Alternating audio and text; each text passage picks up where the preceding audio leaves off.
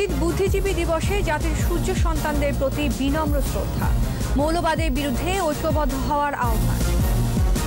পদ্মা সেতু রেল সংযোগ প্রকল্পের নকশা প্রণয়নের সময় লাগবে ৩ মাস, তৈরি হচ্ছে ভায়াডাক্ট।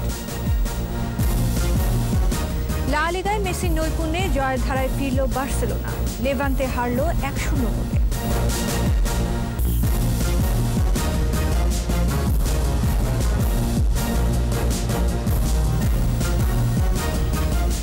শুনছিলেন ফার্স্ট সিকিউরিটি ইসলামী ব্যাংক লিমিটেড সংবাদ শিরোনাম। আমন্ত্রণ দুপুর ১২টার ২১ সংবাদে, সাথে আছি আমি আশরা সাবেরা। দর্শক, ২১ টেলিভিশনের সংবাদ একই সাথে সরাসরি দেখতে পাবেন আমাদের ফেসবুক পেজ www.facebook.com/2124 অনলাইনে।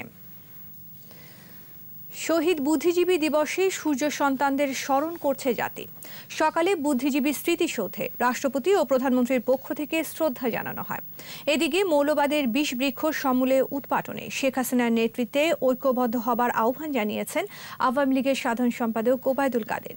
তিনি বলেন, বিএনপি নেপথ্যে থেকে ভাস্কর্য বিরোধী ও মৌলবাদী গোষ্ঠীর পৃষ্ঠপোষকতা করছে বলেই এখন নীরব। আর বিএনপি মহাসচিব বলেন, গণতান্ত্রিক আন্দোলনের মধ্য দিয়ে গণতন্ত্র প্রতিষ্ঠা করবে দলটি। বিস্তারিত জানাচ্ছেন আকবর হোসেন সুমন। উদয়ের পথে শুনি কার বাণী, ভয় নাই ওরে ভয় নাই, নিঃশেষে প্রাণ যে করিবে দান, ক্ষয় নাই তার ক্ষয় নাই।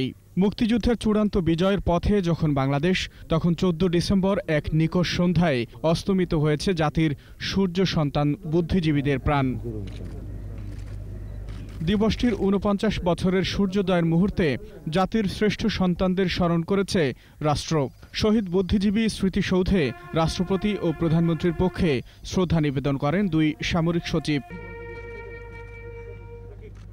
জাতীয় সংসদের স্পিকার, মন্ত্রিপরিষদ ও সিটি কর্পোরেশনের পক্ষে শ্রদ্ধা নিবেদনের সাথে চলে রাষ্ট্রীয় আনুষ্ঠানিকতা।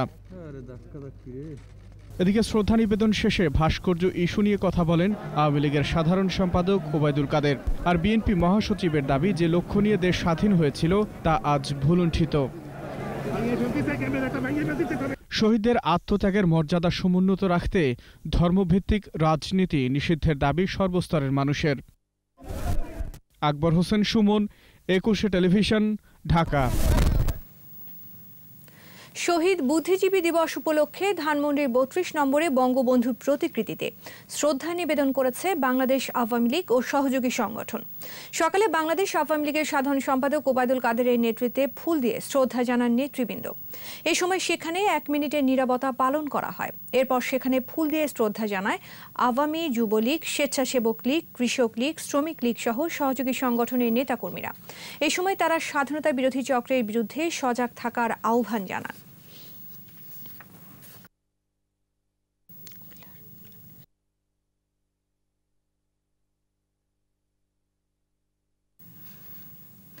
এদিকে বুদ্ধিজীবী দিবসের প্রথম প্রহরে জাতির সূর্য সন্তানদের প্রতি শ্রদ্ধা জানিয়েছে বিভিন্ন শ্রেণী পেশার মানুষ। রাত ১২টা ১ মিনিটে রায়ের বাজার বৌদ্ধভূমিতে মোমবাতি প্রজ্বলন করে ছাত্রলীগ। এ সময় স্থানীয় সংসদ সদস্য, রাজনীতিবিদ সহ অন্যান্যরা উপস্থিত ছিলেন। তারা বলেন, বাঙালি জাতিকে মেধাশূন্য করতে পাকিস্তানি বাহিনীর দোসররা পরিকল্পিতভাবে বুদ্ধিজীবীদের হত্যা করে। বঙ্গবন্ধুর ভাস্কর্য বিরোধিতা আর বুদ্ধিজীবী হত্যা একই সূত্রে গাঁথা বলেও মন্তব্য করেন তারা।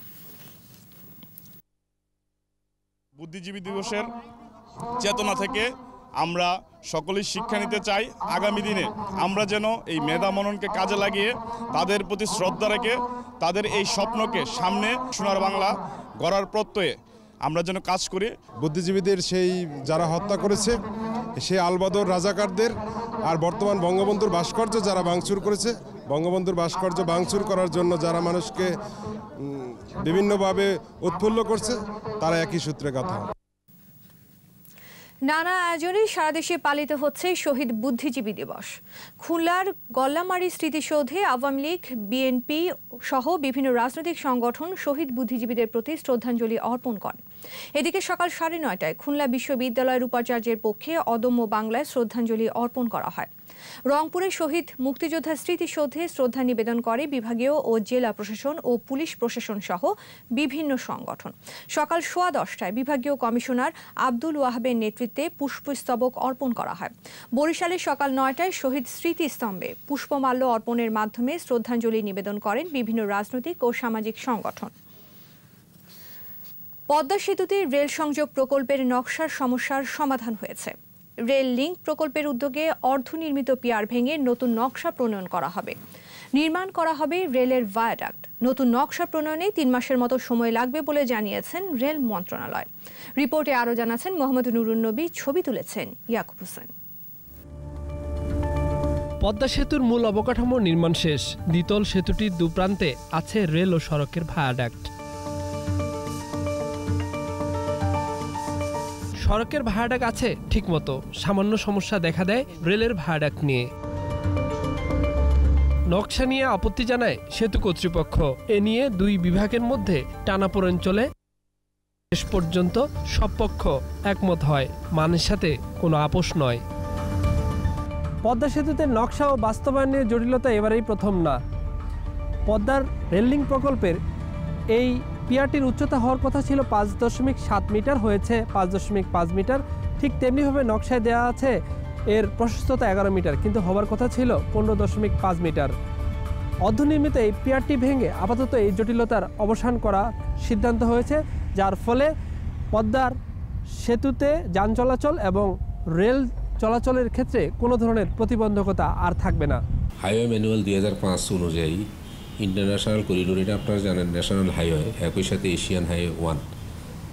এইখানে কিন্তু আমাদের হরাইজন্টাল ক্লিয়ারেন্স 15.5 এটা রাখতে হয়। একই সাথে ভার্টিক্যাল ক্লিয়ারেন্স হাইট সেটা 5.7 রাখতে হয়। সেটাই নির্ধারণ করে সিদ্ধান্ত দেওয়া হয়েছে রেলওয়ে মিনিস্ট্রি এবং রেলের যারা প্রকল্প বাস্তবায়নের সাথে জড়িত তারা কিন্তু সেভাবে এখন রিডিজাইন করছে। সিম্পল কাজ, এবং এটা আমরা ঊর্ধ্বতন কর্তৃপক্ষের কাছে গেছি, ওনারা যেটা ভালো মনে করছেন সেটা দিয়ে দিয়েছেন। সে রিকমেন্ড অনুযায়ী তাদের যে নির্দেশনা সেটাকে অতি শীঘ্রই আমরা বাস্তবায়ন করব। ডিজাইন কোড অনুযায়ী যা যা থাকার কথা সেটাকে আমরা নিশ্চিত করে ফেলছি। এটাতে ডিজাইন কিছুটা মডিফিকেশনের প্রয়োজন আছে। সড়ক কিংবা রেল সবখানেই যাত্রীর নিরাপত্তা সর্বাগ্রে। সিদ্ধান্ত আসে নকশা পরিবর্তনের। এরই মধ্যে নকশা সংশোধনের কাজ শুরু হয়েছে, জানালেন এই কর্মকর্তা। ডিজাইন রিভিউ, চেক এবং অন্যান্য যে আনুষঙ্গিক যে বিষয়াদি আছে সেটা 3 মাসের মধ্যে সেটা সম্পন্ন করা সম্ভব হবে।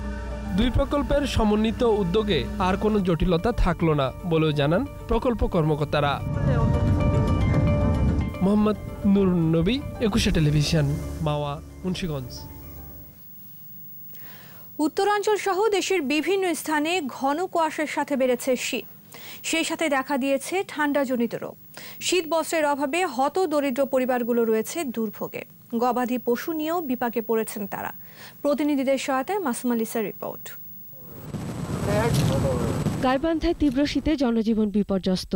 সেই সাথে চরাঞ্চল ও গ্রামাঞ্চলে গবাদি পশুর শীত নিবারণ নিয়ে দুশ্চিন্তায় পড়েছেন গরু পালনকারীরা। শীতের কবল থেকে রক্ষা করতে চট ও খড় শীত বস্ত্র হিসেবে ব্যবহার করা হচ্ছে। তো খেলা কাপড় গাও দিয়ে যাই হোক রাখছি, কিন্তু গরু বছরের যে অবস্থা এখন চট গাও দিয়েও তো আর রাখা যাচ্ছে না। ঠান্ডা নিজেও বাঁচা সেদিন এখন গরু বাছুরও বাঁচা সেই রকম। বগুড়ায় বিপাকে পড়েছে নিম্ন আয়ের মানুষ। শীত বস্ত্রের অভাবে হতদরিদ্র পরিবারগুলোয় বাড়ছে দুর্ভোগ। খড়কুটো জ্বালিয়ে শীত নিবারণ করছে মানুষ। প্রচণ্ড ঠান্ডায় কাজেও বের হতে পারছেন না তারা। প্রচণ্ড শীত আর কদিন ধরে টানা শৈত্যপ্রবাহে সিরাজগঞ্জের 6 উপজেলায় যমুনায় 50,000 জেলে চরম দুর্ভোগে রয়েছে। বন্ধ রয়েছে মাছ ধরা। ঠান্ডা লোকজন জানা সব বসে, অতিরিক্ত ঠান্ডা আত্মহত্যা করা জানা এরকম। জামালপুরে প্রচণ্ড শৈত্যপ্রবাহের কারণে পুরনো শীত বস্ত্রের দোকানগুলোতে নিম্ন আয়ের মানুষের ভিড়। ঠান্ডাজনিত রোগে হাসপাতালে বেড়েছে শিশু রোগীর সংখ্যা। চুয়াডাঙ্গায় সবচেয়ে বেশি দুর্ভোগে খেটে খাওয়া ছিন্নমূল মানুষ। দিন মজুর করে খায়, তাদের খুবই কষ্ট হয়ে গেছে এখন। শীতের আচ্ছন্ন তারা কোনো কাজই করতে পারছে না। কনকনে ঠান্ডায় ভোগান্তিতে লালমনিরহাটের মানুষ। ঘন কুয়াশা ও অতিরিক্ত ঠান্ডায় ক্ষতিগ্রস্ত হচ্ছে ফসল।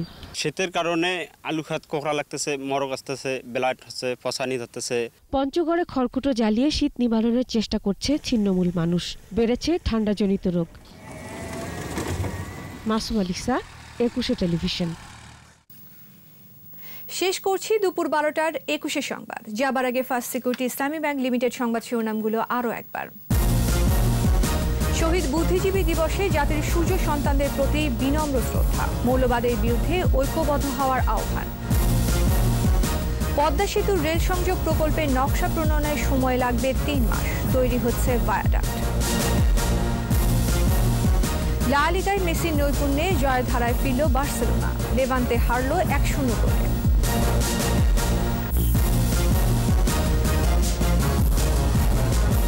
সর্বশেষ খবর জানতে ডায়াল করুন 2021 নম্বরে আর ভিজিট করুন 21-tv.com এই ওয়েবসাইটে।